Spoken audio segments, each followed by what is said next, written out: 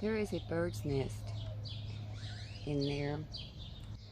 It's a hole, and it's got a hole all the way through, and there's nests of baby birds in there. A couple of weeks ago, the squirrel's tail was sticking out of the other hole.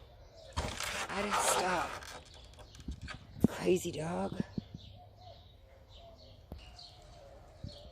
It's just too weird. What kind of bird makes nests on dead animals? This is the tree from the other side, see? And it's got a hole and it goes through. That's just strange. I've seen a bird go in and out of there, but I don't know what kind, and I can't seem to catch it. And it's there. Well, maybe another day I'll get a picture of the bird coming in and out.